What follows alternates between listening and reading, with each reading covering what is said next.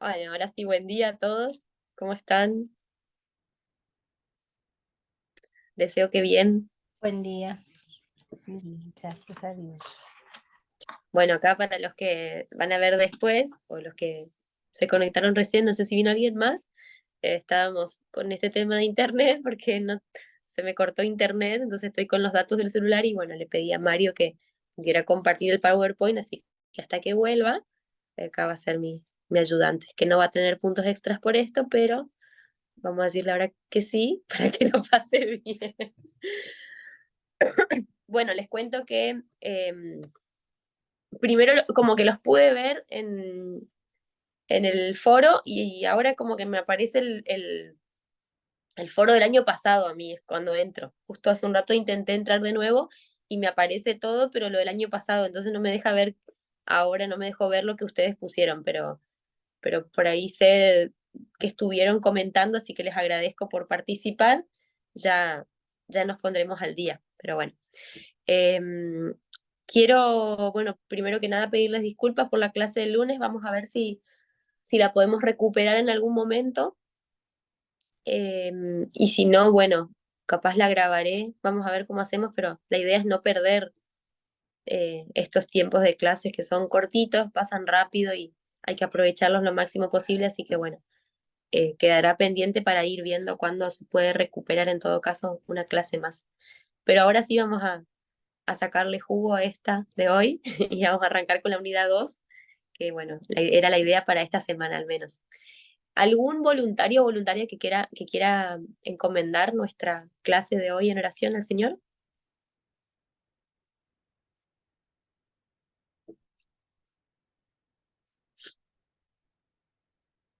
Amanda, ¿querés?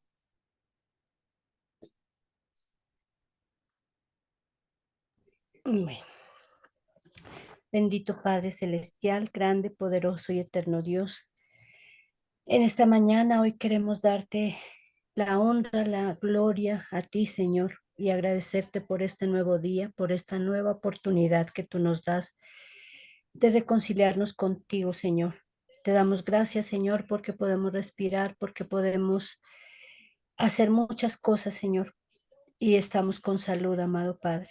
Muchas veces se nos olvida, Señor, darte las gracias por el solo hecho de respirar, por el solo hecho de ver. A veces se nos pasan que son tan normales, pero son un milagro todos los días, Señor. Hoy queremos ponerte en tus manos cada una de nuestras vidas, de todos nuestros compañeros, de nuestra maestra, de todos los líderes del seminario, Señor. Y especialmente te ponemos en tus manos la clase de hoy, que sea para la gloria y honra tuya, Señor, y que también sea de beneficio y de enseñanza para nosotros, para bendecir a otros con estas enseñanzas, Señor.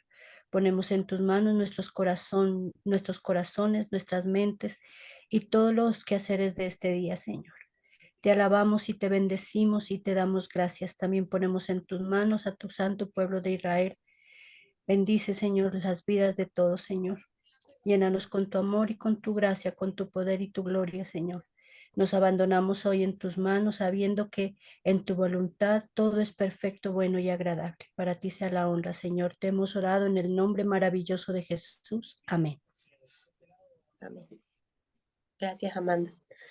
Bueno, Mario va a ser nuestro encargado ahora entonces de poder mandar, de ir pasando las diapositivas. Esta unidad 2, como habíamos visto en el sílabo, corresponde a lo que tiene que ver específicamente con psicología, psicología cristiana sobre todo. Pero vamos a ver más que nada el enfoque psicológico. Así que, arrancando con esto, a ver si podés pasar un poquito la que sigue, Mario. Yo la paso acá en la compu, a ver si puedo. Bueno, que yo la, ustedes la ven ahí, pero yo la voy a ir viendo acá en la computadora, entonces me queda más cómodo. Los temas que, bueno, ahí les agregué uno más que tiene que ver también con lo que venimos, con lo que vamos a venir, vamos a ir viendo, que no está en el sílabo, por eso les dije que el sílabo por ahí va a ser un poco modificado.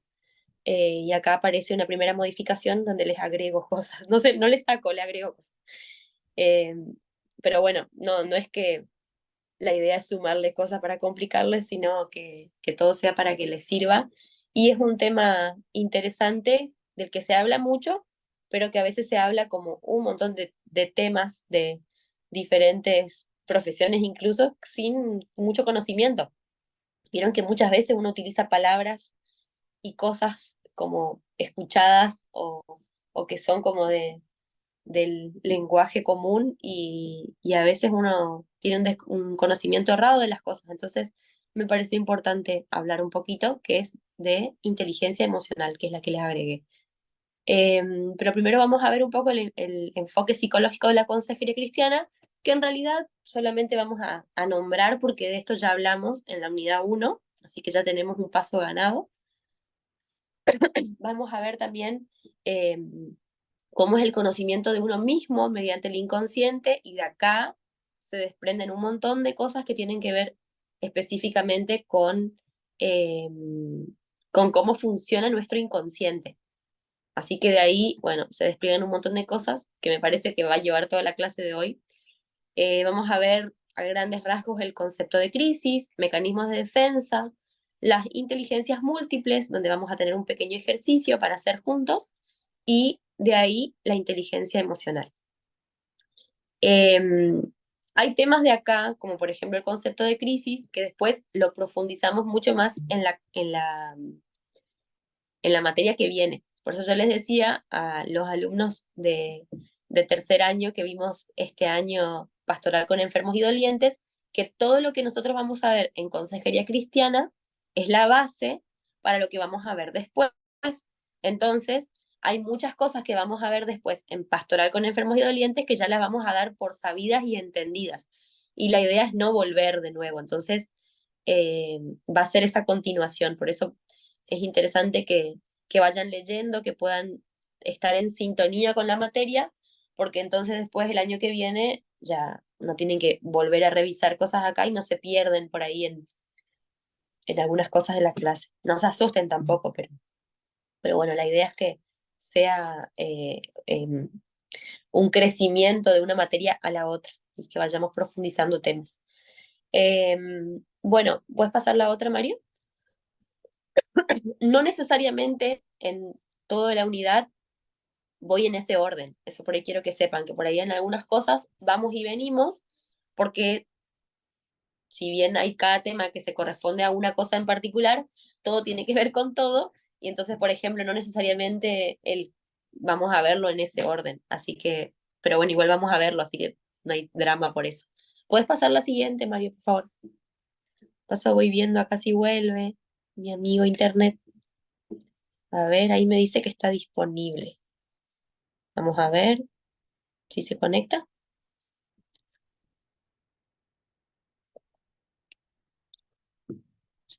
Todavía no, pero bueno, acaba. Eh, Perdón, Mario, que yo te decía, vos puedes pasar a la siguiente, ya re habrás pasado, pero yo como veo acá en la compu, no, es esta acá la de, mejor miro ahí, la anterior, perdón, el enfoque psicológico. Bueno, en ese, ahí sí se ve bien, hoy cuando yo lo compartí no se veía. Yo lo veo tan chiquito ahí, por eso lo quiero ver de la compu.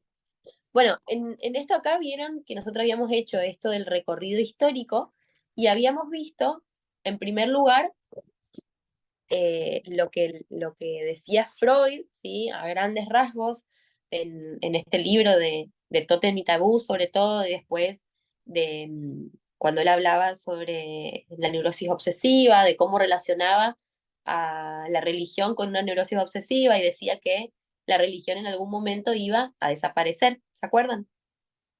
Pero después también habíamos visto que en la parte que destacaba este autor es que él, más allá de cosas que se haya equivocado, nos dejó un gran descubrimiento que es el inconsciente, que es un poco lo que vamos a tratar de profundizar hoy. Eh, Después habíamos visto cómo surgió, que bueno, que vieron que en todo lo que veníamos hablando nosotros era como un ida y vuelta entre que se peleaban la psicología y la religión y entre que volvían a amigarse, así como durante toda la historia. Hubo un tiempo en el que no había diálogo hasta que después empezó esto de la psicología de la religión, donde sobre todo se empezó a estudiar al individuo religioso, pero vimos que eso no prosperó, sino que la psicología solo se basaba en un estudio del hombre desde esa perspectiva, pero no le interesaba unir a Dios a esto. Después vimos que el doctor Luis César Arroyo es el psiquiatra que en una conferencia, sí, en una conferencia en Argentina, había dicho que era interesante que tanto el pastor o el cristiano tenga en cuenta los conceptos de trastornos psicológicos y todo lo que la psicología puede ofrecer, pero que también la psicología debía tener en cuenta a ese individuo cristiano o el individuo religioso, porque también hacía que su bienestar sea mayor, ¿no? Uno no podía refrenar a la persona a que tenga su individualidad cristiana porque él consideraba que se lo limitaba a una parte en la que la salud podría ser mucho más beneficiosa. Entonces, reconocía esta parte de que lo religioso, o mejor dicho, de que la parte de Dios en la vida del hombre es fundamental para la salud del individuo. Después es donde empezamos a ver esta parte del diálogo psicoteológico, donde nos dimos cuenta de que tanto la psicoterapia busca el bienestar, la salud mental, la salud en general de la persona, viene a darle un, quiere darle una calidad de vida mejor a las personas y que entendemos que ahí hay un concepto que es clave, que es el de servir, y obviamente que también el del consejero cristiano está orientado a esto. La parte en la que siempre vamos a tener esa disyuntiva es en la naturaleza del hombre y en los fines últimos, porque la psicología lo que va a buscar es que la persona encuentre su bienestar consigo mismo, con la sociedad, con su entorno, pero el fin último de la consejería cristiana va a ser que la persona se salve, ¿sí? Que tenga ese encuentro con Dios. Entonces, hay diálogo siempre en diferencia. Y ahí es donde nace la psicología pastoral, donde ahí habíamos visto, por ejemplo, en la clase pasada, a uno de los autores fundamentales de un montón de libros de psicología cristiana, de consejería cristiana, que es Adams, y bueno, y muchos otros autores que nosotros también, algunos tomamos y otros no, pero que empiezan a hablar un poquito más de esta relación, ¿no? Pero sobre todo de tomar las cosas que la psicología, como dice ahí, la psicología ofrece al cristianismo. Es decir, que como cristianos lo que tenemos que saber hacer es un poco dentro del sentido común y otra buena parte de un discernimiento y con sabiduría, poder tomar las cosas que son clave, que son importantes de la psicología para que nos sirva en el trabajo de consejería cristiana. Eso no quiere decir como, bueno, voy tomando lo que me conviene, no pasa por eso, pero sí ser conscientes y bueno, y en todo eso también tener una constante oración a Dios para que nos guíe en qué cosas son de Él y qué no. La psicología tiene mucho de esto. Yo el otro día me puse a pensar en mi carrera. Yo creo que cuando arranqué a estudiar era, no que creo, estoy segura, era más tonta, como más ingenua en un montón de cosas. Y, y bueno, entonces como que, si bien siempre tuve mis bases, que en ese sentido agradezco mucho a mi papá, que él siempre como que, no te olvides de las cosas que aprendiste, todos los años de la carrera fue así. Un poco eso y otro poco porque estaba convencida de que a mí lo que estudiaba no iba a cambiar mi fe, pero como que bueno, era como que por ahí aceptaba las cosas que decían, o por ahí, por ejemplo, cuando dábamos sociología, yo hoy me doy cuenta de que la mayoría y esto, ojo, no quiero entrar en política, no quiero que suene a eso, pero me doy cuenta de que la mayoría de los trabajadores de la salud tienen una orientación muy socialista, que a mí en lo particular no me gusta.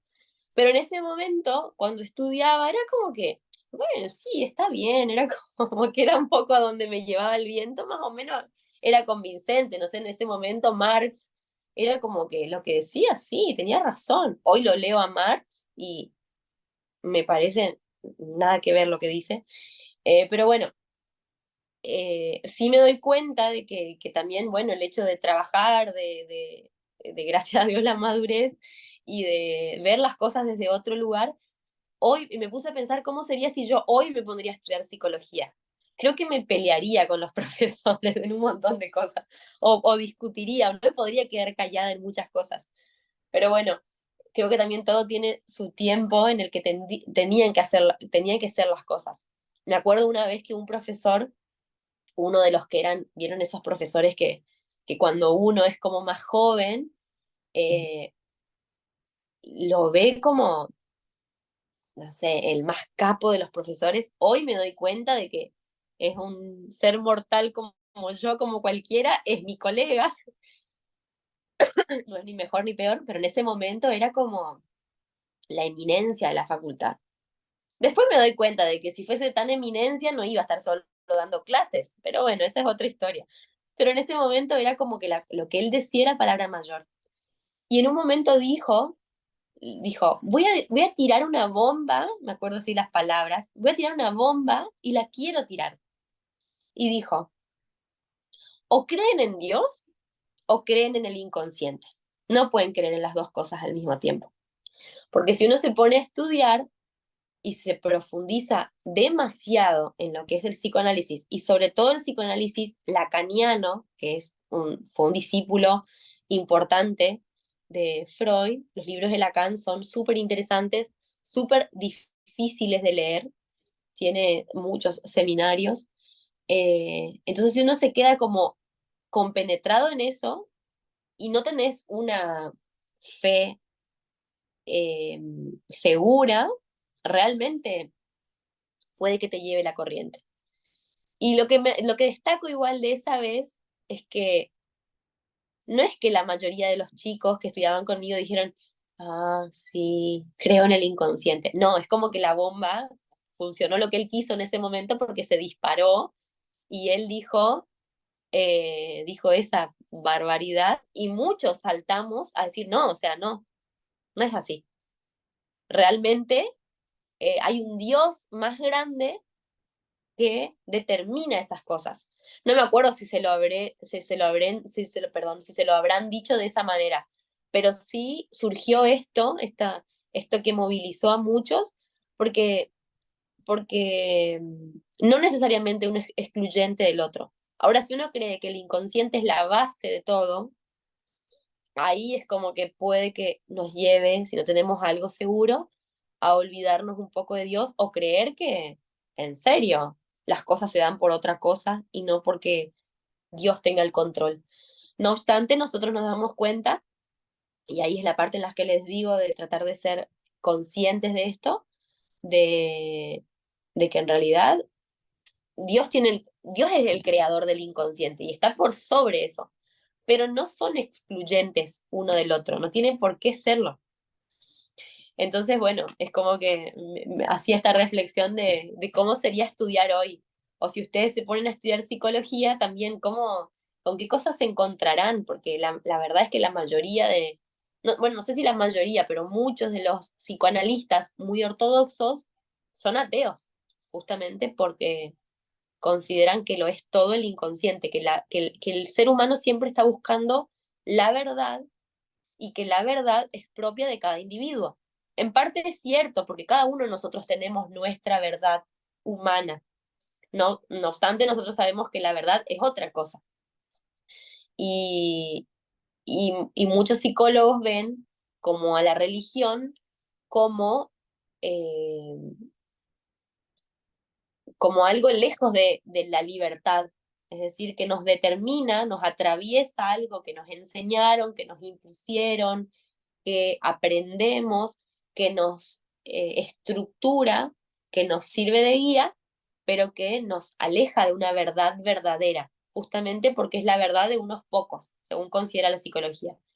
Si queremos tomar esto en parte, es cierto, en parte es cierto, porque nosotros estamos muy condicionados, no tanto por, nosotros vamos más allá y entendemos a la fe, pero sí es cierto que estamos un poco condicionados por las estructuras, por las cosas que hicieron de nosotros, porque la religión fue transmitida de generación en generación y eso determina lo que son nuestras familias, nuestros valores dentro de la familia. Los que conocieron a Dios de más grandes también empiezan a estar dentro de un lugar que tiene cierto control, si se quiere. Entonces, esta parte sí es cierta. Sin embargo, en la parte que solo uno que tiene fe va a entender que la fe nos enseña otras cosas, entendemos de que es ahí la verdadera libertad. Pero para la psicología, que lo estudia racionalmente y empíricamente, es como que nos encasillan dentro de una verdad solo para unos pocos, ¿se entiende? Como que no pueden ver esa parte de la fe. Pero bueno, luego de todo este análisis, eh, vemos, cerrando un poquito esta idea, que nosotros tenemos que tomar las cosas que vemos de la psicología como validarlas, digamos, hacia el cristianismo dentro de lo que nosotros podemos dar fe, digamos, con la palabra, siempre volver ahí, por más de que la Biblia no nos va a decir existe el inconsciente, con las cosas que nosotros vamos viendo, vamos a ver si la Biblia nos da la razón en estas cosas o no. La oración también, pero bueno, siempre volver a que la Biblia nos enseñe si estamos por el camino correcto o no. Pero bueno, volviendo un poquito a, quisiera volver un poquito acá a Freud y a tomarlo, porque lo que vamos a hablar hoy es un poquito sobre, un poquito bastante sobre el inconsciente. Vamos a ver, ¿me puedes ir a la otra, Mario? No quiero hablarles directamente de esta ahora, pero para mostrarles. Esta acá habla, bueno, es el título de lo que nos compete en la clase de hoy, creo. No sé si llegaremos a dar otra cosa, que vamos a ver cómo es el conocimiento de uno mismo, es decir, del individuo, del ser humano, mediante la dinámica del inconsciente. La dinámica del inconsciente tiene adentro, por decirlo así, un montón de tópicas, un montón de cuestiones a tener en cuenta, que vamos a tratar de desmenuzar las más importantes. En la clase de hoy yo quiero que veamos las dos tópicas que propone Freud, que son conciencia, preconciencia e inconsciencia o inconsciente, que es ahí como la base de todo, y también dentro de esta dinámica, cuando habla de dinámica es porque eh, es algo en movimiento, el inconsciente está en movimiento constante, es decir, que desde que nosotros venimos al mundo hasta que nos morimos, nuestro inconsciente nunca deja de funcionar, no es que se va a estancar en algún momento. Siempre el inconsciente está en movimiento, sin un lugar físico, pero está, y no nos damos cuenta de eso. Entonces, por eso habla de la dinámica del inconsciente. Y es dinámico porque también entendemos que es cambiante. Pero hay tópicas que fueron lugares, digamos, que él entendió que existían dentro del inconsciente y que las dividió en dos. Un poco es esta que vamos a ver del inconsciente, consciente y preconsciente, y por otro lado, la tópica del ello, yo y super yo. Pero, que por ahí, bueno, esto acá sí va a estar dentro de lo que vamos a tener en el examen. Pero, pero quería contarles un poquito para por ahí, no sé, también si les surge la duda o si escucharon y quieren saber o si alguien les pregunta para que tengan un poco más de idea de lo que es el famoso complejo de Edipo. Y eso no va a estar dentro del examen, así que no se asusten. Pero quería contarles un poquito sobre esto. Ustedes habrán escuchado lo que es el complejo de Edipo, ¿sí? Las palabras. Es como, digamos que es como el amor hacia la mamá o el papá y tienen, digamos, hasta grandes esa parte, creo que es algo así. Escucharon, por lo menos saben de que existe la palabra del complejo de Edipo. Bueno, es Sí, importante conocer el complejo Edipo. No, no quiero, y esto que quede para hasta que dejemos la materia, o hasta siempre, es que no quiero tampoco darle la entidad de que Freud fue el más capo de los más capos, porque en realidad a mí siempre me encanta ver la otra parte de la historia, la que no nos cuentan tanto, aunque nosotros sí la estudiamos.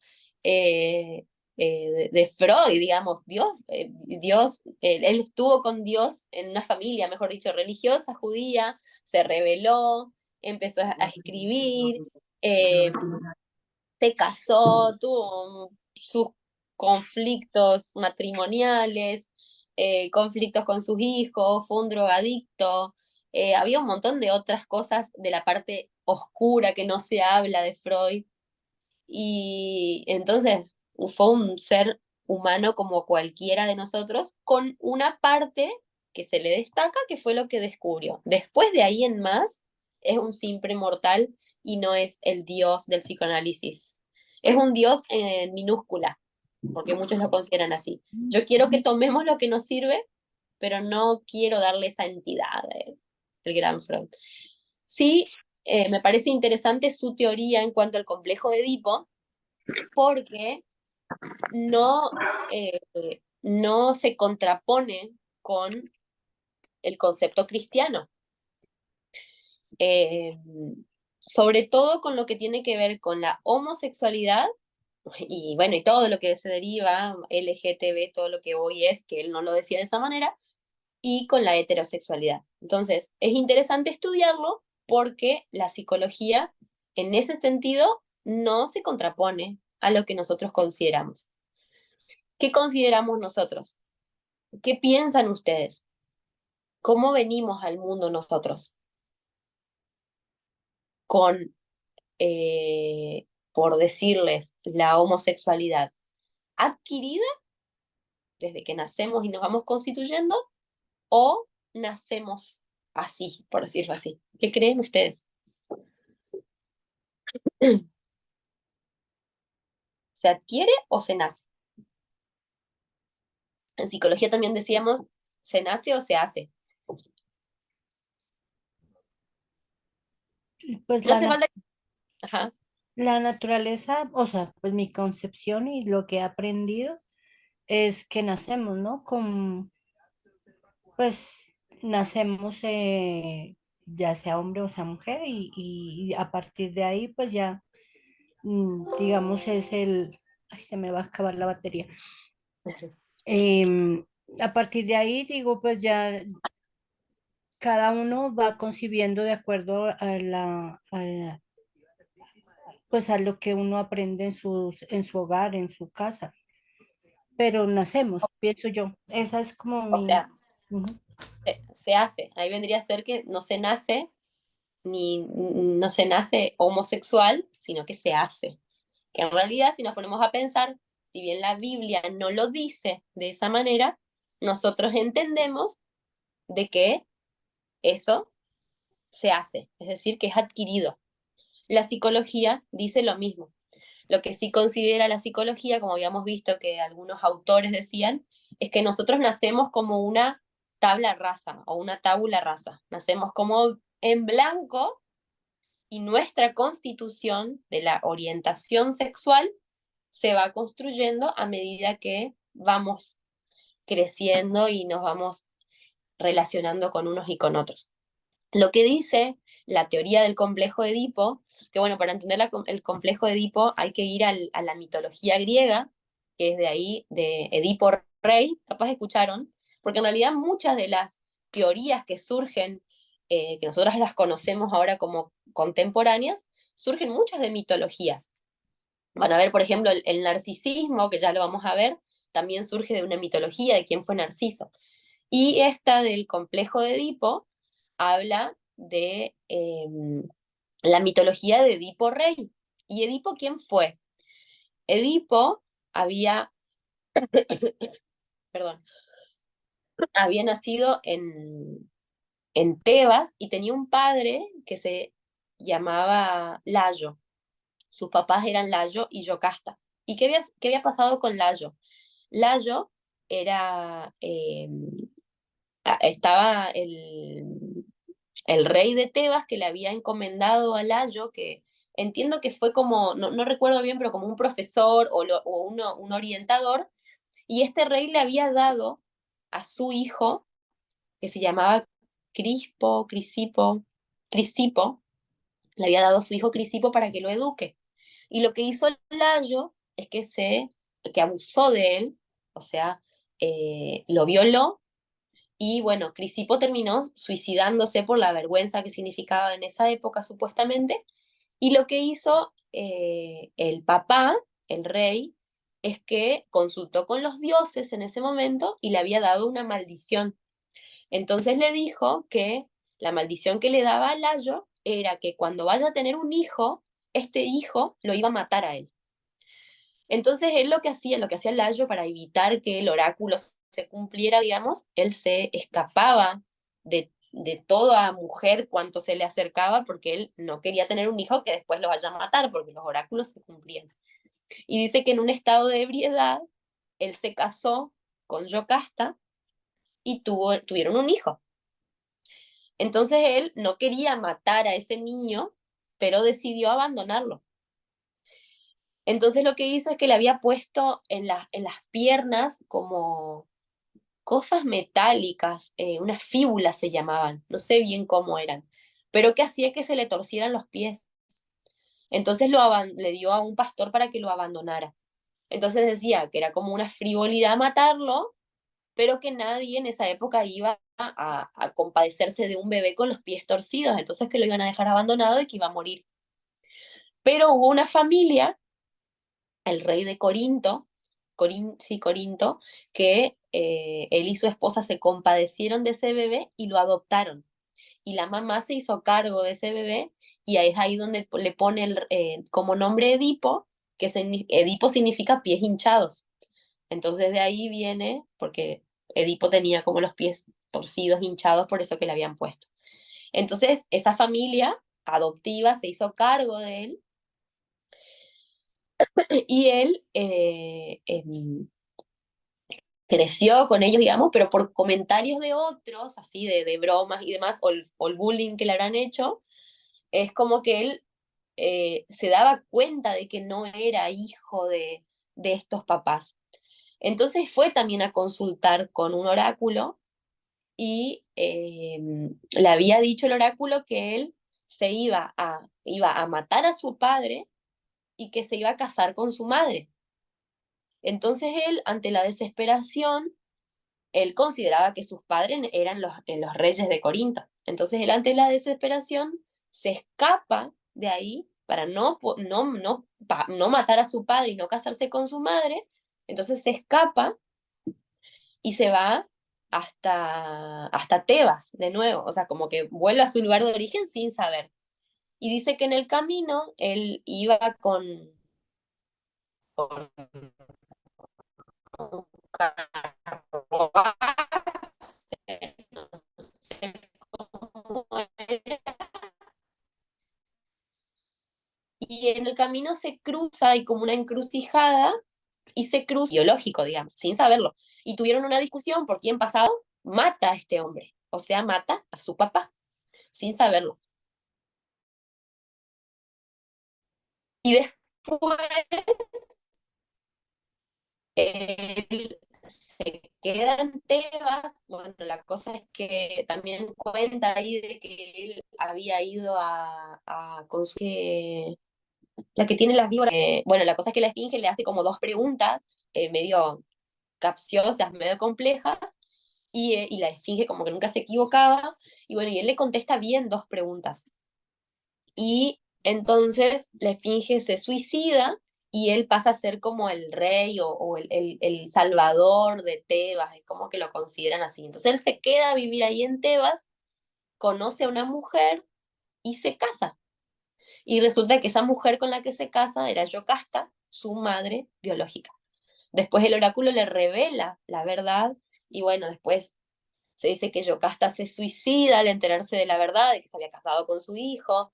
Después, bueno, también la historia dice que Edipo se arranca los ojos, tuvieron varios hijos y que después la hija le servía de guía, etcétera, etcétera. Es como que la historia sigue. Pero en conclusión, esta mitología trágica habla de que el oráculo le decía que él iba a matar a su papá y casarse con su mamá. Él se quiere escapar de su destino, pero no pudo, digamos. Es como que se cumplió la profecía. Es una mitología. Entonces Freud toma esta mitología para traerla como es el funcionamiento del inconsciente en los primeros años del niño. Y dice, o sea, es re largo el complejo de Edipo, recontra largo, porque hay un montón de pormenores a tener en cuenta, pero básicamente lo que él toma es que esta ambivalencia de amor-odio que hay en una criatura hacia sus progenitores.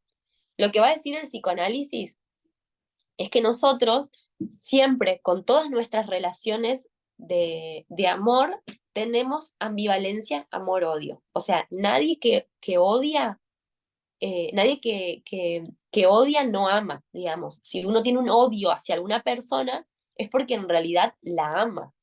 Uno, si no tiene ningún sentimiento hacia alguien, es indiferencia. Pero en realidad el odio es porque hubo amor o porque hay amor. O sea, el que dice yo odio a mi papá es porque en realidad hay amor, solo que es un amor o no correspondido, un amor dañado, pero el odio siempre se da porque hay amor, el odio no es lo contrario al amor. Entonces, la psicología dice que nosotros en toda relación tenemos ambivalencia, amor-odio, en todas y nos pasa, por ejemplo, hay cosas que nos pueden dar bronca de, no sé, de nuestro hermano, y hay otras cosas por las que, no sé, lo adoramos. Entonces, esa ambivalencia siempre se da y generalmente es inconsciente.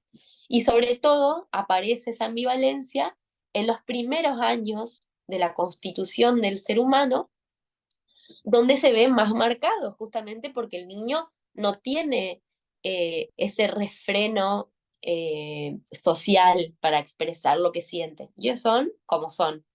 Entonces vamos a ver que en los primeros años, generalmente de los 3 a los 5 años, es como que las nenas tienen cierta adoración a sus papás y aparece como cierto rechazo con la mamá. Entonces ahí aparece la famosa, él es mi novio, vos andate, y cosas así, que como adultos no hay que corresponder a eso.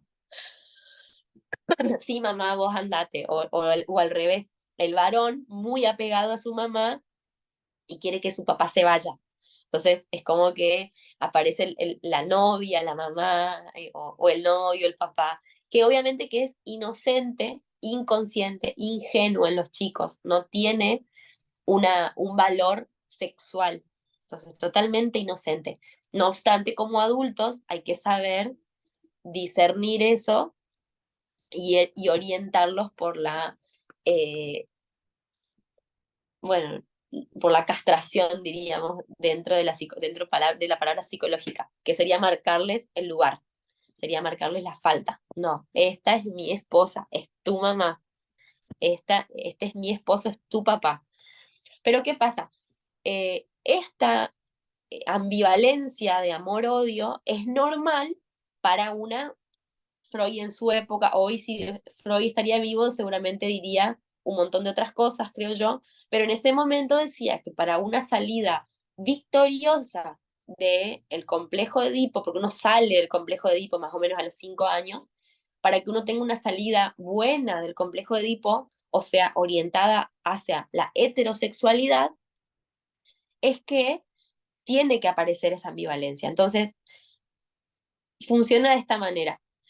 Inconscientemente, la nena tiene cierto rechazo a la mamá porque quiere quedarse con su padre. Entonces, su objeto de amor es el hombre, es el sexo masculino, y la rivalidad es el sexo femenino. Entonces ahí la nena se identifica a su mamá para luego poder elegir a hombres como elige su mamá. Solo que las primeras figuras que tiene la nena es a su papá y a su mamá. Entonces el ejemplo de amor a quien yo quiero amar es mi papá. Y a quien estoy copiando para cómo amar es a mi mamá. Pero en las primeras figuras de amor mi mamá es un obstáculo porque yo quiero quedarme con mi papá. Después, cuando uno resuelve la salida del Edipo, en la adolescencia, cuando aparece ya la orientación sexual propiamente dicha, cuando uno empieza a tener los enamoramientos y demás, esa es como la gran salida del complejo de Edipo, donde decís, ah, bueno, acá se constituyó el complejo de Edipo, es donde obviamente se empieza a mirar para afuera, pero en esa primera parte es inconsciente y totalmente natural que eso pase. Y en el varón funciona de la misma manera. Aparece la rivalidad con el papá porque el varón se identifica con el papá. Yo quiero lo que vos tenés, que es a mi mamá. Entonces me molestás. Entonces, pero ¿qué pasa? Esa rivalidad, como es inocente, como es inconsciente y como está en proceso de construir esa cabecita, ¿no? Con todo lo que viene, ¿por qué es ambivalencia? Porque no es que va a rechazar y va a odiar a su papá. No, es amor-odio. Como que me molesta, quiero que te vayas y quedarme sola con mi mamá. Pero vení, dame un abrazo, vení conmigo. Entonces con la mamá, yo por ejemplo con Luz, ahora es como que empiezo a ver algunas cosas, es como que, no, como que yo me vaya. Y le digo, ay, ¿en serio? Le digo así, vení, mami, vení. Y para dormir es la mamá, o sea. Entonces es divertido hasta verlo, cómo se va marcando. En algunos niños es más marcado, en otros no tanto, pero les puedo decir que en todos aparece de una u otra forma esto. ¿Qué dice Freud de la homosexualidad? Que vendría a ser como la mala salida del complejo de Edipo. Por eso digo, hoy él diría un montón de otras cosas, porque antes se consideraba a la homosexualidad como la desviación, como la parte que estaba mal. Hoy la psicología, como todos saben, no considera eso. Pero bueno, esa es otra historia. Lo que dice en los libros en ese sentido es que, ¿qué pasa cuando la salida del complejo de Edipo está hacia la mal orientada? Vendría a ser como la homosexualidad porque el niño, la niña, se identifica con el sexo opuesto. Entonces, yo, nena de 4 años, empiezo a tener rivalidad con mi papá porque me identifico a él. Y la elección de objeto, es decir, la elección de amor, algún día va a ser hacia las mujeres. ¿Se entiende? Entonces me identifico con mi papá porque es lo que él elige. El día de mañana voy a elegir como mi papá elige. Entonces la rivalidad aparece no con el mismo sexo como debería ser, sino con el sexo opuesto. Me apego a mi mamá como nena, me peleo con mi papá. Y en el varón aparece igual, me apego mucho a mi papá porque me identifico a mi mamá con la elección de objetos. Es como un trabalengua, pero ¿se entiende? ¿Me siguen? Un poquito, si no volvemos. No es que esto, como les digo, va a estar en el examen, pero quisiera que lo entiendan porque se habla un montón, entonces uno también a veces está bueno defender ciertas posturas. Entonces, lo que Freud decía es que no importaba ni el destino ni la voluntad que uno tuviera con las cosas, sino que propio de la naturaleza era esto que iba pasando. Entonces, mucho tenía que ver, por ejemplo, con los lugares, con los roles que uno no constituía o que constituía mal, por ejemplo, eh, cuando no se marcaba eh, el lugar de autoridad de uno del otro, de un rol o del otro como debería ser, ahí surgen un montón de discusiones, porque como, por ejemplo, hay madres que crían solas a sus hijos o padres que crían solos a sus hijos e hijas y no necesariamente tiene que haber otra orientación sexual. Y en realidad él habla de no lugares físicos, como por ejemplo mamá y papá, sino figuras paternas y maternas. Una mamá puede cumplir figura materna y figura paterna al mismo tiempo, y un papá lo mismo. La figura materna tiene que ver más que nada con la comprensión, con el amor, con el cuidado, con el ir y venir, es como que esa es la figura materna, de la contención, del sostén, justamente la mujer eh, de por sí tiene la naturaleza de la protección, ¿no es cierto? Del poder albergar vida en el cuerpo ya habla de una protección distinta. Por eso las mujeres son las que más suelen sufrir también de problemas intestinales, más gastritis, más cáncer de colon, el más se dan las mujeres, justamente porque la mujer tiene esa tendencia inconsciente a guardar, a quedarse ahí. Y el hombre, la figura paterna, mejor dicho, tiene el rol de la autoridad, de marcar el límite, de marcar lugares, de proteger, de cuidar, de dirigir. Entonces, se habla de lugares, de figuras y no tanto de mamá y papá desde lo biológico. ¿Se entiende? Yo no estoy diciendo que esa sea la verdad. Solo quiero explicarles esto porque si en algún momento se encuentran con esa duda, bueno, me parece que es la materia para sacarse esa duda. ¿De dónde viene todo esto del complejo de Edipo? Entonces, eh, muchas cosas a veces se dicen, eso es edípico, o eso es, o tu complejo de Edipo con tu mamá, como que el apego con la mamá. Son como palabras mal utilizadas. Pero de ahí viene, se entiende, se explica, quieren preguntar algo, opinar algo, les interesa saber de esto.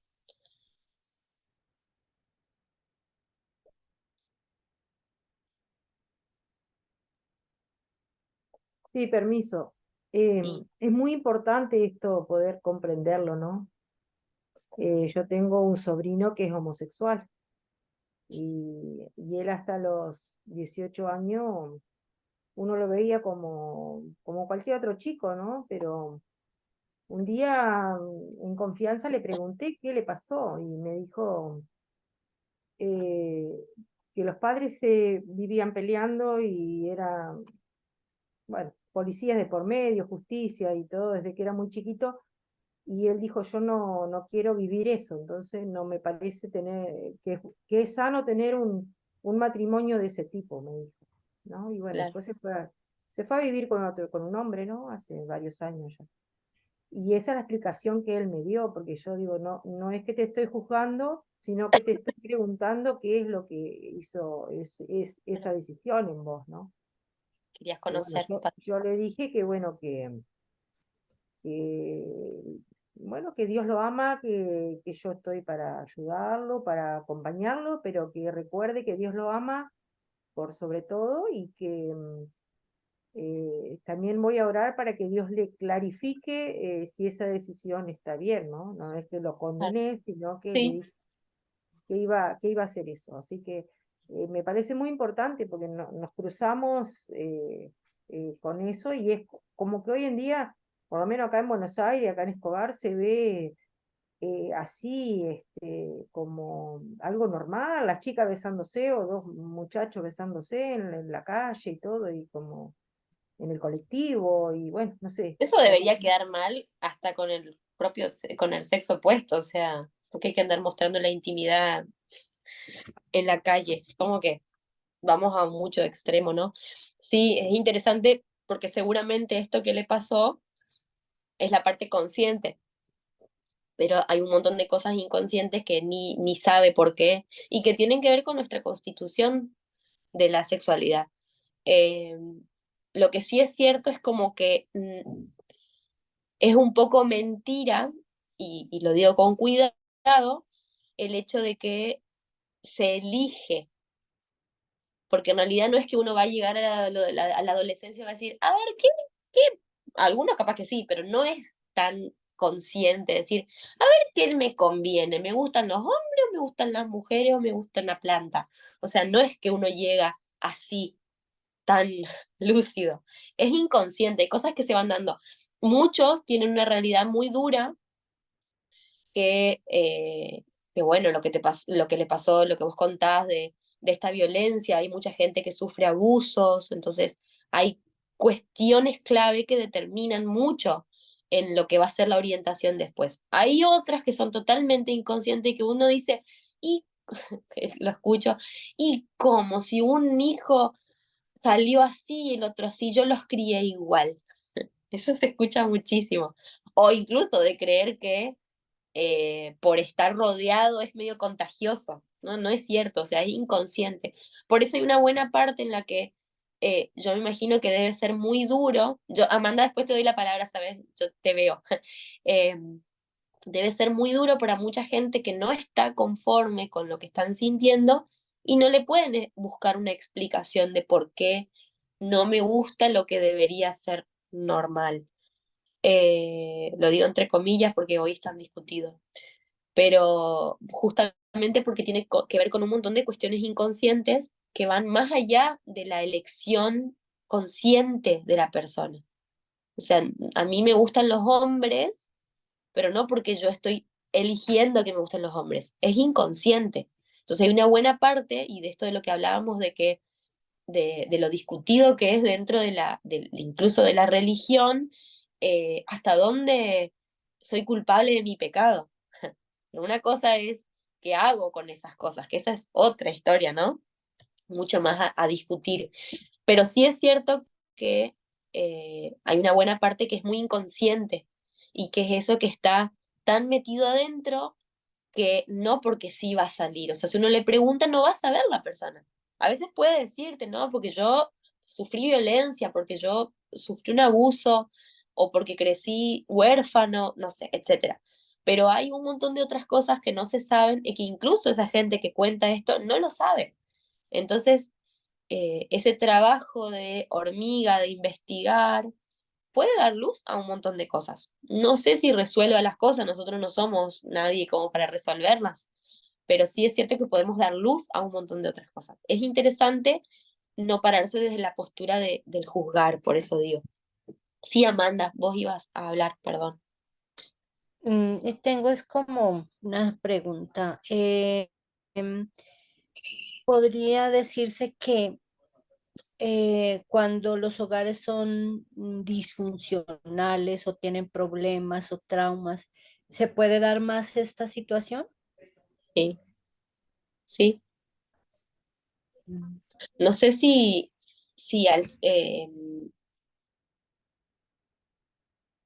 no sé si hay estadísticas sobre eso, o sea, no sé si está escrito, desconozco, debería buscarlo, pero por lo que yo veo, sí.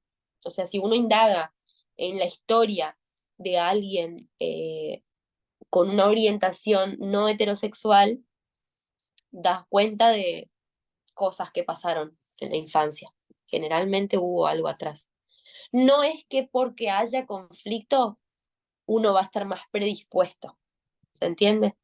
Pero sí la historia, por lo que yo veo, las estadísticas que yo pude ver, tendría que escribir algunas estadísticas, las que yo pude ver es que si uno indaga en las vidas de las personas, da cuenta de que no es porque sí, ¿se entiende? Muchos lo van a negar, pero en realidad sí. Estaría bueno hacer como un análisis un poco más, Amanda, gracias por compartir. Sí, Esmeralda. Bendecido día para todos. Buen día. Antes que nada, mil disculpas hace un ratito por el ruido, perdón, no me di cuenta que el micro estaba abierto. Algo que yo he tratado de entender esa situación del inconsciente muchas veces en los caracteres. Algo que ahorita mi hermana comentaba, ¿no? De ese chico que vivió violencia, yo lo vi con una conocida que ella cuenta que de niña fue, su papá golpeaba mucho a su mamá, pero de una manera bárbara, ¿no? Y que ella muchas veces presenció esas golpizas que el padre, le daba. Y yo recuerdo que ella hablaba de su papá con, con mucho afecto, ¿no? O sea, como si quisiera mucho a su papá, pero que ella no quería ser como su papá. Entonces, ¿qué pasó en el transcurso de su vida? No sabemos. El hecho es que cuando ella ya es adolescente o joven, ella tiende a tener tendencias homosexuales. Ahora ella es lesbiana, pero ella asume el rol del hombre. Entonces, pues esas cosas que a veces uno no entiende, ¿no? Yo, yo podría decir, yo entendí algo así del inconsciente en cuanto a los caracteres, yo recuerdo que de niña, pues el patrón del papá yo no lo quería, ¿no? O sea, yo decía, yo no quiero ser como mi papá, porque mi papá tenía un carácter pues un poco fuerte, quizá enojón y cosas de esas que a mí no me gustaban. Pero no sé en qué parte de mi vida como adolescente y joven yo, yo tomo ese tipo de conductas. Y cuando yo las razoné ya en una vida adulta, fue de manera inconsciente. O sea, yo no me Ujú. quería parecer a mi papá, jamás quise parecerme a mi papá, tampoco a mi mamá. Y después asumí roles que tanto eran de mi papá como eran de mi mamá. Y entonces yo llego a la comprensión que fue de una manera inconsciente, que no fue algo que yo quería hacer, pero que cuando alguien, y fue alguien que me ayudó a razonarlo, porque no se razona de manera sola, sino hasta que alguien me guía, alguien me ayuda, yo entiendo que asumí los roles de las personas que no quería yo parecer, y fue de manera inconsciente. Ujú. Gracias, Esmeralda. Y sí, es una buena parte en la que dice, yo nunca voy a hacer esto y después termina haciendo lo mismo, porque esa parte es la que uno copia sin querer. Igual hay que entender esto. Una cosa es lo que tiene que ver con el famoso complejo de Edipo y esta elección, orientación, identificación en ese sentido, pero después hay otra buena parte que se da en toda nuestra infancia, adolescencia, que es el copiar de manera inconsciente, ir identificándose ciertas conductas que no tienen que ver con lo sexual. Vieron que generalmente esos primeros años de vida tienen menos recuerdo en uno que los que vienen después. A mí, por ejemplo, me pasa que me recuesta acordarme de cosas de antes de los 5 años. Hay gente que se acuerda con claridad, pero son los menos. Son los menos los que se acuerdan mucho, mucho. No sé, gente que te cuenta cosas de los 2 años es poca gente. Y justamente esa parte de la orientación sexual se da en esa constitución en esos años generalmente. Puede haber una variación por cosas que nos pueden pasar en años posteriores a la salida del complejo de Edipo, que ahí tiene recuerdos de los 3 años. Qué bueno, Esmeralda. A mí me encanta escuchar a gente que tiene recuerdos, a mí me pasa que no tengo. Eh, pero esa parte de después de la salida del complejo de Edipo tiene que ver con otras identificaciones. Esos primeros años son en los que se da la orientación sexual. Te pueden pasar cosas después que van determinando también, que suman o restan a eso, pero Freud decía, por lo menos él, que en esos primeros años se daba esa constitución, que después tenían su resolución cuando uno es adolescente, porque bueno, ahí es donde uno empieza como a orientarlo hacia afuera de la casa, que sería lo natural. Eh, pero en realidad después tenemos un montón de otras identificaciones, patrones de conducta que copiamos, por ejemplo, una mujer que ve violencia en su casa y que después o es la violenta en la casa o elige a alguien violento. ¿Sí? Entonces también tiene que ver con identificaciones hacia la madre, pero no tienen que ver con la orientación sexual. Eso es algo como puntual. Después como que tenemos un montón de otras. Las que yo les explico ahora es justamente esta de lo sexual, o sea, no porque nos identifiquemos a ciertas formas de nuestros padres, sí o sí eso determina que vamos a ser homosexuales u heterosexuales. No viene por ese lado. ¿Me explico? Es como una parte nada más. Pero hay un montón de gente también eh, que puede contar de que tuvieron una familia normal o que no pasó nada grave o nada específico y sin embargo tienen una orientación sexual no heterosexual. Y creo que se dan un montón de factores ahí que tienen que ver con la predisposición de cada uno, el temperamento de cada uno, las vivencias inconscientes que pueden ser traumáticas o no, porque en realidad a mí me pasa, y a veces trato de no pensar tanto en eso para que no sea peor, ¿no? Es decir, yo no quiero generar ningún trauma en mi hija, no, no quiero, o sea, ninguno quiere, creo. Entonces estoy pensando a veces, bueno, qué cosas no hacer o hacer para evitarle cosas, pero después hay una buena parte en la que uno no puede proteger al 100% a sus hijos porque tiene que ver con su propia personalidad, con las cosas que quedan en su propia mente, con la percepción que va a tener ella o que tiene cada niño. Hay cosas que a uno le quedan como muy marcadas, que le dolieron y que los papás nunca se enteran porque no fueron como ni a propósito ni en mala intención. No obstante, tiene que ver con el estado de vulnerabilidad de uno en ese momento o con las percepciones que uno puede tener, con los deseos de cada uno, conscientes e inconscientes. Entonces, hay una gama tan grande que determina muchas cosas, tanto en posibles traumas a futuro, cosas que duelen, que no duelen, como la orientación sexual. Entonces, no siempre tiene que pasar algo determinante, ¿se entiende? Pero por lo que yo indago con pacientes, con gente que por ahí me cuenta, hasta hoy no encontré a mucha gente que me diga como que fueron infancias totalmente felices, ¿se entiende? Entonces hay algo un poco más.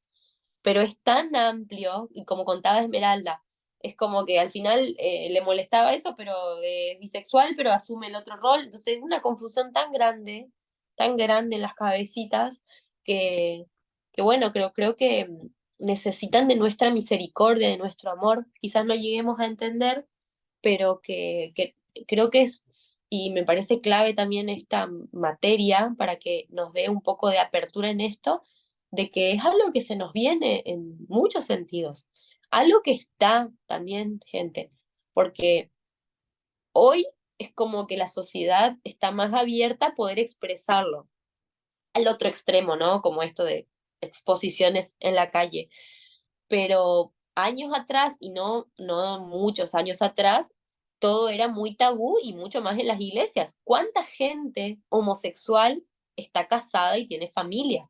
Justamente por el que dirán. Entonces, después de años, algunas hoy ya se destapan y otras seguramente van a seguir tapadas toda la vida. Pero de que pasa, incluso dentro de nuestras iglesias, pasa. O sea, no estamos ajenos, no somos lamentablemente, eh, no podemos vivir en una burbuja donde acá no pasa. Entonces hay un montón de realidades que estuvieron, que están, y que ahora lo que está pasando es que se habla más y que la gente, como dicen algunos, es menos careta. Los chicos ahora son menos careta, los adolescentes, como que lo dicen, pero de que hay y hubo, sí. Entonces tenemos que tratar de estar lo más preparados posibles. Sí, Esmeralda.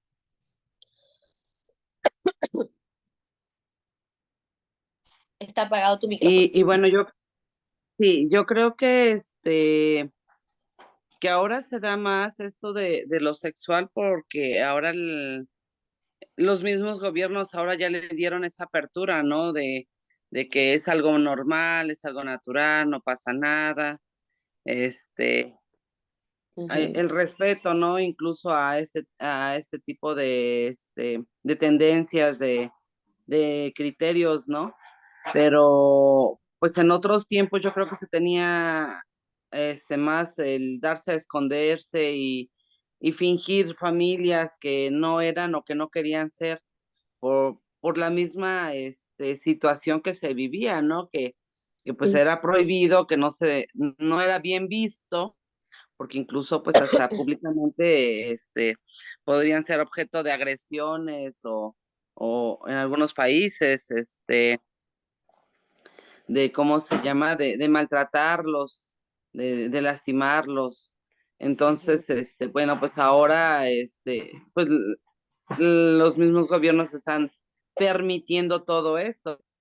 Pues, acá en México, si alguien agrede o menciona la tendencia de alguien con otras formas de pensar o de comportarse, pues ahora resulta que los que podemos ir a la cárcel somos nosotros, ¿no? Los que los mal vemos o los que nos expresamos mal de ellos, en contrario a otros tiempos. Gracias, Esmeralda, sí.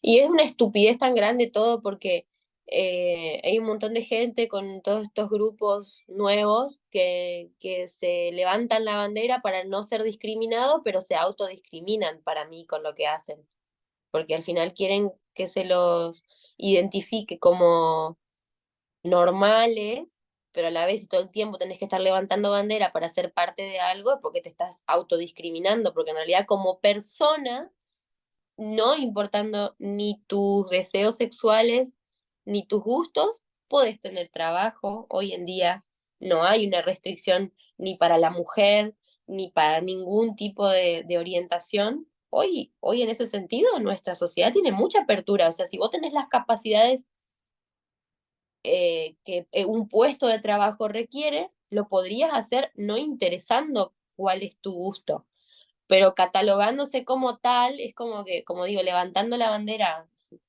literalmente incluso por todas las calles, es como una autodiscriminación para mí, una pavada, pero bueno, el mundo en el que estamos. Mario, vos querés levantar la mano desde hoy y no te dejamos.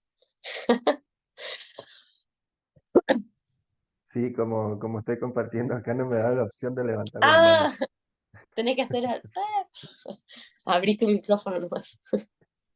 No, por ahí lo mío va como una pregunta, en base a lo que veníamos hablando incluso de hoy por hoy, viste que se está dando todo esto de que el mismo gobierno está obligando por ahí a que se enseñen estas cosas en las escuelas.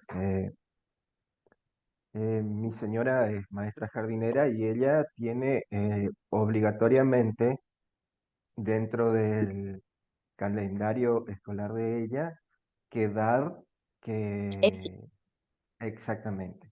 Hay partes que, porque yo también con el trabajo, con el tema de la ley Micaela y todo, nosotros acá ah, tenemos que estar cada vez haciendo cursos en ese sí, sentido. Hay cosas en la ESI por ahí que están bien. O sea, hay cosas que ayudan por ahí a que los chicos se defiendan solos, ¿no es cierto?, de algún tipo de abuso o algo. Pero después están las cosas que por ahí eh, llevan al chico, yo digo, a tener esa, de enfrentarse con ideas que por ahí nosotros en la casa le enseñamos una cosa y en la escuela vengan a decirle que lo contrario está bien, ¿no es cierto? Le lleva esa choque de ideas por ahí a los chicos. sí, Mi esposa, ella trata porque ella siempre dice, nunca llegamos a dar todo el contenido en la escuela, entonces ella en su programa escolar lo deja como último y generalmente nunca da esos temas porque ellas, incluso eh, eh, por su concepción cristiana, ah, es algo que lo siente en contra, ¿no es cierto?, sí, sí, sí, a lo que entiendo. nosotros creemos. Entonces no lo da prácticamente. Pero mi pregunta por ahí vendría, eso, si le cargan tantas cosas a los chicos, incluso a mí a veces me da cosa ver que en los canales mis nenes están mirando un dibujito en un canal de chicos y le aparece una propaganda donde hay dos mujeres que se están abrazando, besando, en Es un, tremendo. entonces, o hay incluso dibujitos que por ahí en canales, que yo digo, por ahí en Paca Paca, la otra vez había un dibujito donde estaba la princesa que buscaba a la princesa, no al príncipe. Son cosas que eso le puede terminar afectando a esa concepción al chico si se le bombardea con esas cosas de tan chiquitos, porque estamos hablando en el jardín de infantes de chiquitos de 3 4 a 5 años, donde ya se le quiere estar enseñando que está bien, que vos podés ser lo que vos elegís.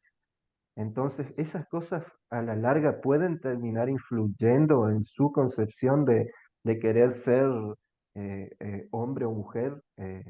No sé si por ahí me explico Sí, lo que quiero totalmente. decir. Yo creo que vos mientras fuiste hablando ya te fuiste contestando también. O buscas una validación de lo que vos crees.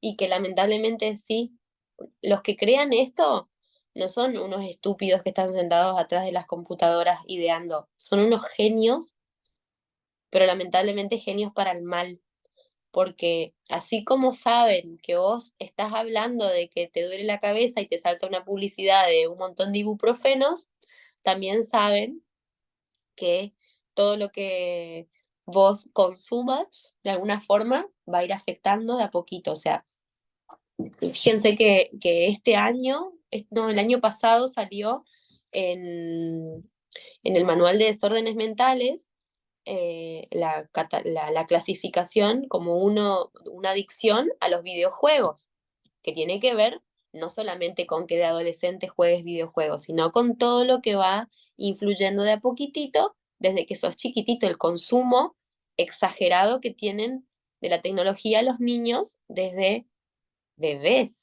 desde bebés, es tremendo, o sea, antes de los 3 años no deberían tener ninguna pantalla los niños, ni hablar de consumir un montón de cosas que no sirven. Es tremendo. Sí, al 100%, los que saben esto lo idean porque saben lo que es un adoctrinamiento al 100%, o sea, el otro día escuchaba a una mujer secular que decía que decidió sacar a sus hijos de la educación eh, pública y privada porque cree realmente que es todo un sistema político, ni hablar de este adoctrinamiento, lo que le van enseñando en las escuelas. Encima alguien no cristiana, nada, sino simplemente creyendo que es dañino para sus hijos porque la escuela es un adoctrinamiento político. Ni hablar, como digo, de todas estas cosas que se le suman. Realmente la ESI, que es la educación sexual integral, según lo que los datos dicen, que esperemos que sean ciertos, es que bueno, que puedo dar fe por ahí por algunas cosas que escucho, que gracias a saber sobre educación sexual, es decir, cosas sanas, saludables, que conocer el cuerpo, conocer los límites del cuerpo, conocer qué secretos se cuentan, qué no, qué cosas están bien guardar, qué cosas no se tienen que permitir, tanto en los límites físicos como psicológicos, todo ese tipo de cosas ha demostrado hasta ahora que se detectaran un montón de abusos a temprana edad y se frenaran. Entonces, un niño que está sufriendo un abuso escucha eso en la escuela y dice, a mí me está pasando eso, o sea, como que despertó un montón. Yo tengo un ejemplo de un pacientito que gracias a un cuento que yo le leí, él me contó que había sufrido un abuso. Entonces, el hablar sobre estos temas hace que es cierto que ayude. El tema es que la educación sexual tiene su otro tinte de lo oscurito y que me parece perfecto lo que hace tu mujer de dejarlo de lado y que importante que haya gente cristiana en las escuelas, de poder también no cargar de lo personal o por lo menos eh, tratar de discernir qué puede ser beneficioso para los chicos y qué no. O sea, los chicos con que sepan lo básico del cuidado del cuerpo y demás, ya es suficiente. Todo el resto lo pueden ir viendo. O sea, si se ponen a pensar, ¿qué necesidad hay de que yo le enseñe qué puede ser? Con que yo le enseñe, con que no tiene que discriminar así alguien venga con el pelo rosado mañana, porque aunque yo no esté de acuerdo, pero yo no tengo que discriminar, con eso es suficiente. O sea, nuestros hijos tienen que aprender a que se respeta a todo el mundo, más allá de que yo esté de acuerdo o no. ¿Qué necesidad tengo de ir a decirle, vos podés ser una planta si querés cuando seas grande? O sea, hay un montón de cosas de trasfondo que son súper oscuras. La otra vez escuchaba a un hombre, un pastor, que decía que, bueno, había investigado de que hoy en día no se le permite a ninguna, bueno, Netflix y demás, a ninguna empresa cinematográfica ni nada, hacer películas si no incluyen a alguien trans en algo de su, o en la, o en la, en el, ay, no me sale, en la, ay, eh, bueno, dentro de la película no me sale el hilo de lo que tienen que decir, o del directorio, de los que La dirigen, trama, algo, la sí, trama no, de... Ujú. sí, no es esa la palabra, pero bueno, ustedes me entienden. Bueno, tiene que haber en algo alguien trabajando que sea trans. Entonces, hay como algo muy de fondo oscuro. Eh, yo reapuesto, o sea, creo que no tengo la capacidad para hacerlo, pero realmente me parece re interesante que la iglesia tenga su escuela, que haya escuela de la iglesia. ¿Cómo hay escuela dentista? ¿Por qué no puede haber nuestra escuela? Que tengamos algo que sea un poco más de cuidado, porque es cierto, o sea, uno le enseña a los chicos y obviamente que lo de la casa va a ser lo más importante siempre. Sin embargo, uno no está ajeno a la sociedad y todo lo que uno pueda cuidarlos de eso, por eso digo, ¿cuánta gente le deja a sus hijos y dice, sí, yo estoy cuidando lo que mira? No, no hay un control al 100% por las publicidades están, eh, YouTube te va llevando increíblemente de una cosa a la otra, entonces para que se quede quieto un ratito y que no me moleste, sí, es como discutible, ¿no? Amanda, así que vas a decir, te doy la palabra y después de eso vamos a hacer un recreíto. Está interesante el tema. Yo creo que también hay otra otro tema que afecta mucho a los jóvenes de ahora es mm, como el seguir a ciertas personas, por ejemplo, a jugadores de fútbol, a cantantes, y quieren ser como ellos. Entonces se direccionan por esos caminos donde va digamos, como su ídolo, ¿no? Y Ah, pues yo creo que eso también influye demasiado. Y ahora más con esas youtubers que hay ahora también, o claro. sea, dañan mucho la mente de un muchacho, de un niño. En cierto modo influencian demasiado, demasiado digamos, en la personalidad de cada individuo. Sí, es tremendo. Eso siempre pasó en realidad, lo del seguir a los ídolos, sobre todo en la adolescencia. Como que en la búsqueda de la identidad hay una parte en la que uno a alguien quiere seguir. Entonces eso siempre se dio, pero es cierto que hoy tienen como mucha información por todos lados. Y eso sí, influye muchísimo, muchísimo. ¿Hacemos un recreíto? 15 y ahí volvemos, ¿sí? Y ahí Ok, seguimos. listo. Bueno, voy a ver si vuelve internet. ¡Ay, volvió! Así que me voy a ir de acá y vuelvo a entrar. Me Bueno. salgo de aquí. Así ahorro mis datos. Bueno, nos vemos en un ratito.